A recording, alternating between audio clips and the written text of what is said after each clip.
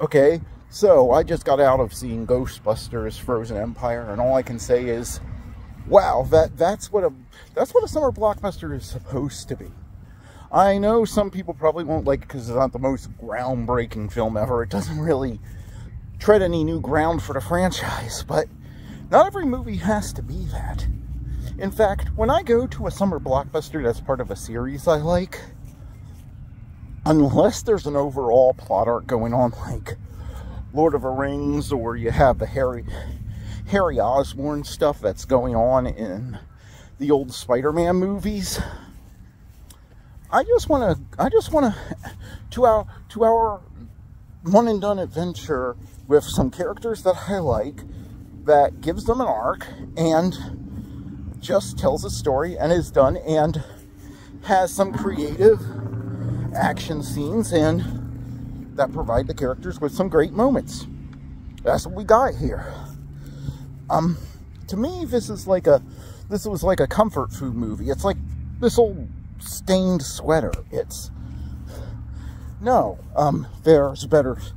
Yes, there's probably better stuff on the market, but you can't beat this for comfort. And that's what I really liked about it. The new characters continue to be endearing, and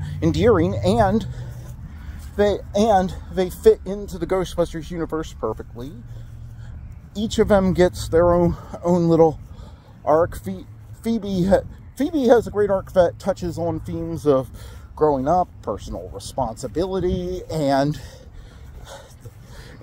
consequences of your actions, and that teenage rebellion, that while it happens, there are consequences to it, and this isn't one of those sequels that relies on nostalgia bait to keep you there. Like, the Ghostbusters theme doesn't even show up till the end of the movie. The older Ghostbusters characters, despite what the trailer may lead you to believe, are only in it when it's appropriate, when it makes sense in the story, which I view as a good thing. Some people may not like it, but yeah, they all get their moments. I mean, there are new ghost-busting gadgets. There's a new menace that they take time to build up and make a menace. There's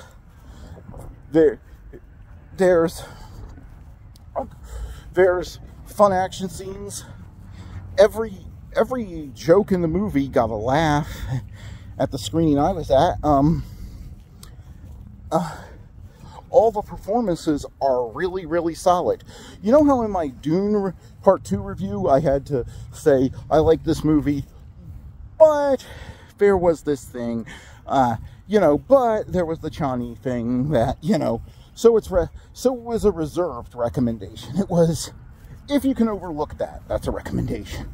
No, this is just a complete solid recommendation.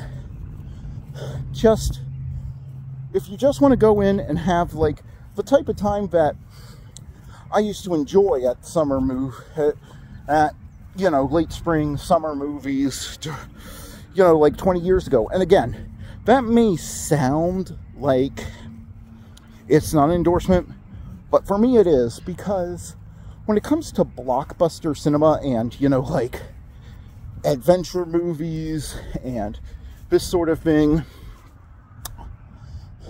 I think the mid to late 2000s, like around 2004 or so, was peak blockbuster cinema.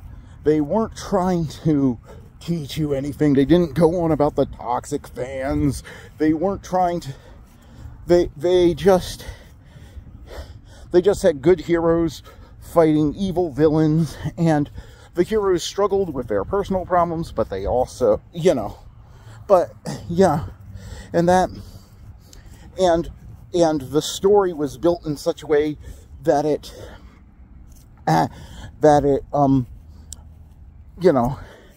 helped them grow as characters, and that's what this movie is.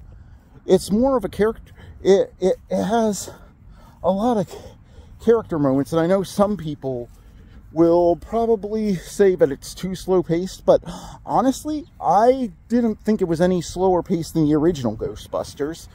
Oh, and one thing I was glad to see is it did confirm once and for all that Ghostbusters 2 is canon. I know a lot of people were saying after the last movie that it wasn't, so they seemed to come out and right away near the beginning of the movie and show that yes, it's canon. So yeah, which is good in my book, because I don't think that movie deserved the hate it got. Yeah, it wasn't the original, but not everything has to be. It reminds me, here's what it reminds me of. One of my favorite comedy series of all time are the Road movies, starring Bing Crosby and Bob Hope. Now, not every one of those. Now, my favorite out of them was the third one, Road to Morocco. Now, not every movie was as good as them, but they were all solid movies that just put these characters in these situations so you could have a laugh and an adventure at the same time. And that's what this reminded me of. Honestly, this is what I wanted out of Ghostbusters. This is what I wanted Ghostbusters to become.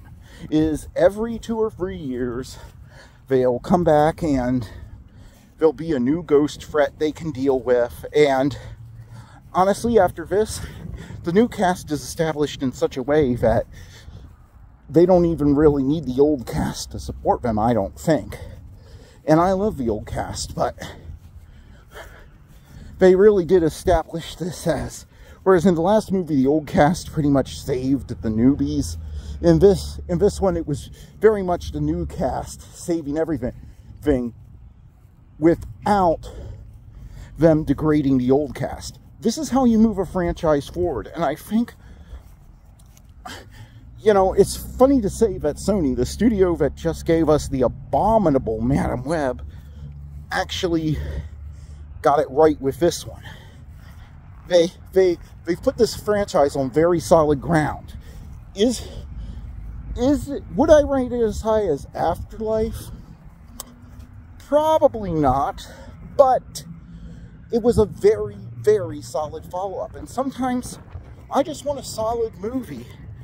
And it was more than worth the price of a ticket and the concessions. This is the movie that I'd unabashedly recommend to anyone.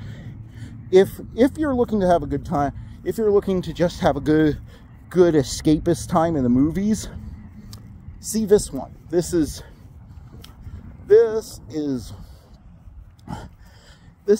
a great little summer blockbuster. It's just, it feels like going back. I escaped to a time before all the stresses of modern life. Like, I woke up, here's how you should know, is I woke up feeling completely stressed out today. I went, and this did what a good movie of this type should be.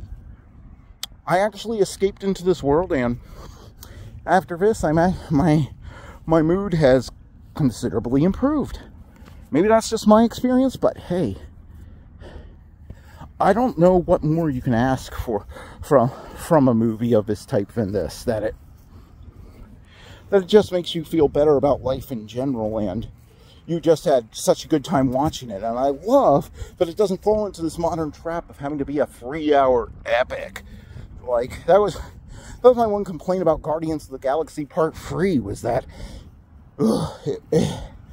it's just like, no, it comes in, it tells its story, it you know, and it ends. It just has respect for the audience, respect for their time, it has respect for the characters, and this is going to be the fun movie of the year. I honestly think that this is going to be the movie that I look back on as the one that I enjoy, and the one that, when it comes to disc, I'm going to want to, when my family has a barbecue, it's going to be one of those movies where I break out the movie screen and, you know, play it outside when we have a family barbecue or neighbors over or something.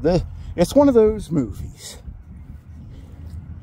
Is it the greatest thing ever? No. But but in my book, it doesn't have to be. It's great at what it set out to do, and that is more than enough, because what it set out to do was be an entertaining story about the characters we liked with an exciting adventure attached. And hey, I don't know, that's all I ask for from my movies. So I know some people have been giving this bad reviews, but all I can say is I enjoyed it. And go to the movies and judge for yourself, I guess, but I think you're going to have a good time. So see you next time.